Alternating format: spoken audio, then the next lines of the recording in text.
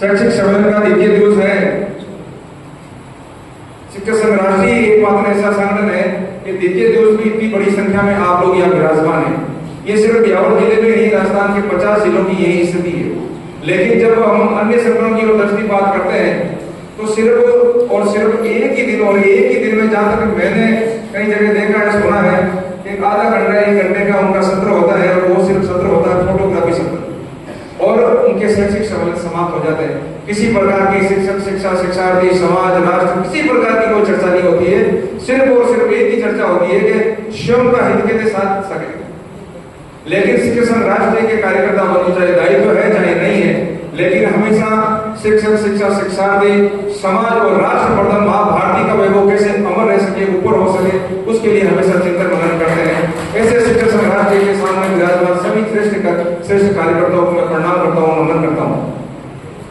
साथियों, कल का जो शैक्षिक सम्मेलन का प्रथम दिवस था और 2 सत्र कल हुए थे, जहां तक जो समाचार मिले, जो यहाँ की जानकारी मिली है, राजस्थान के यहाँ तक कहते हैं कि टॉप 5 जिलों में जो कार्यक्रम होंगे, ब्यावर जिले का कार्यक्रम भी करता है। संघ के आदेश में मैं कल पाली था, यहाँ नहीं रह पाया, जिसकी काफी मुझे दुख भी हुआ कि कार्यक्रम बहुत जोरदार हुआ। चाहे मंच की शोभा हो, चाहे सामने विराजमान संगठन के जो कार्यकर्ता बंधु थे, बड़ी संख्या में पधारे और एक अनुशासन का परिचय देते हुए पूरे सत्र में आप सभी यहाँ विराजमान रहे।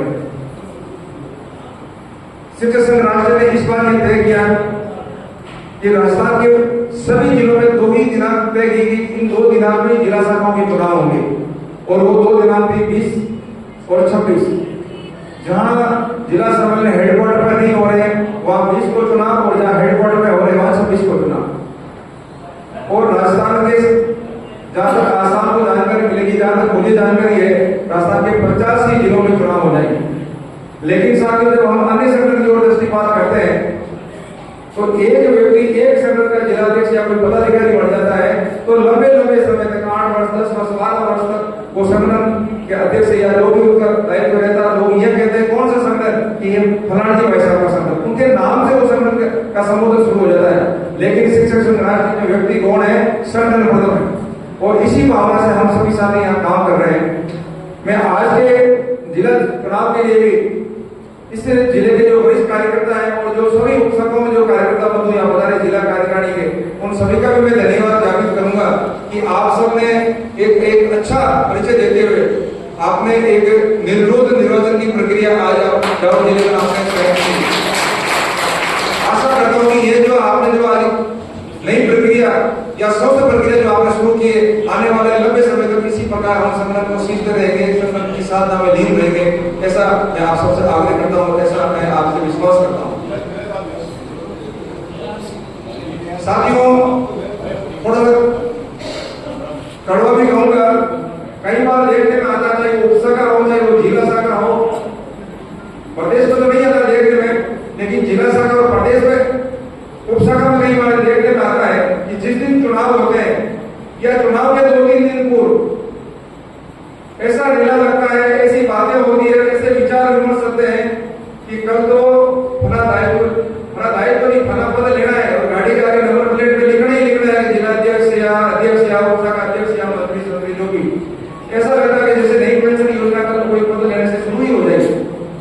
ऐसा लगता है कि बस सरपंच प्रधान सब गौण है, बस शिक्षक संघ राज्य में पढ़ गए तो सब कुछ पढ़ गया। साथियों, दायित्व गौण है, पद गौण है, आपको जब जिम्मेदारी दी जाती है उस जिम्मेदारी को आप सहज स्वीकार करें। ऐसा भाव आप आने वाले समय में आप सभी अपने अपने मन में तो रखना ही है, लेकिन जो नई पीढ़ी अपन तैयार कर रहे हैं, जो और जो नए साथी जुड़े उनमें भी ये भाव पैदा करें कि साथियों ये चुनाव नहीं है, एक सिर्फ प्रक्रिया है जिसमें संगठन को चलाने के लिए अच्छे कार्यकर्ताओं का चयन कर उनको जिम्मेदारी दी जाती है। कई अच्छे कार्यकर्ता छूट भी जाते हैं जो अगले वर्ष या आने वाले समय में हो सकता है कि उनको जिला शाखा में या प्रदेश में कहीं चयन हो, ऐसा भी हो सकता है। तो अपन उन विचारों को साथ लेते हुए चले, ऐसा नहीं सोचे कि भाई मैंने फार्म भरा मुझे तो रखा ही नहीं, मैंने ये दायित्व के लिए कहा था, ये दायित्व नहीं दिया। साथियों, मैंने कहा ना कि दायित्व कौन है? संगठन मुख्य है। जब संगठन के आप साधारण कार्यकर्ता भी है तो भी आपकी पहचान ये है कि आप शिक्षक संघ राष्ट्र के कार्यकर्ता है, आप किसी सामान्य संगठन के कार्यकर्ता नहीं है। साथियों, काफी लंबा समय हो चुका है, भोजन का भी समय है। मैं बीच में बाधा नहीं बन के मेरी बात एक विराम करूंगा। शिक्षक संघ राष्ट्रीय एक राष्ट्रीय विचारधारा से और संगठन है। आप इसकी विचारधारा से जुड़े, इस संगठन के साथ आप लंबे समय तक अपनी अपनी उपशाखाओं में, जिला शाखाओं में, जहाँ विद्यालय में करें तो अपना कार्य करें और अपने बच्चों के साथ विद्यालय समय में अपने बच्चों के साथ थोड़ा सा समय राष्ट्र भावना के प्रति आप वहाँ जागृत करें। बच्चों में कई प्रकार के विचार अपने समाज में, राष्ट्र में चल रहे हैं, जो अपने राष्ट्र को तोड़ने के लिए, समाज को तोड़ने के लिए जो चल रहे हैं, उन विचारों को अपन बच्चों के माध्यम से, इनके अभिभावकों के माध्यम से, समाज के माध्यम से अपन गढ़े और नया भारत, नव भारत बनाने की ओर अपन अग्रसर होंगे। ऐसा शिक्षक राष्ट्र का प्रत्येक कार्यकर्ता अपनी अपनी जगह पे, अपने अपने क्षेत्र में, चाहे वो घर परिवार हो, चाहे विद्यालय हो, ऐसा परिचय देंगे, ऐसी मैं आपसे आशा करता हूँ। एक बार मुख्य रूप से जिला निर्वाचन अधिकारी जिनका विशेष सहयोग उपसंघ चुनाव में और जिला चुनाव में रहा है, आप प्रदेश कार्यकारिणी में लंबे समय से प्रदेश कार्यकारिणी की सदस्य रही है और आप राष्ट्रीय स्वयं सेविका समिति की भी आप स्वयं सेविका है लंबे समय से। आपका समर्पण भाव इसी से देखने को मिलता है कि आपके धर्मपति जी कुछ बीमार रहते कुछ समय से, लेकिन मैंने कई बार देखा है ऐसी स्थिति के बावजूद भी आपका प्रवास निरंतर जारी रहता है। चाहे वो एवीआर जाना हो, चाहे वो जयपुर जाना हो, चाहे वो एवीआर की मीटिंग में आपको कहीं और बाहर जाना हो, आप हमेशा कभी मनाही नहीं करती है। आज सुबह भी करीब 8, सवा 8 बजे आप जाओ बस स्टैंड पे उतर गई और आपका फोन आ गया, भाई साहब आगे मिली हुआ इतने जल्दी आ गए कि हाँ मैं 5 बजे होना हो। तो साथ में मेरा निवेदन है, इनसे आप समर्पण भाव सीखे। समय का समर्पण कैसे हो सकता है आप इनसे सीखे।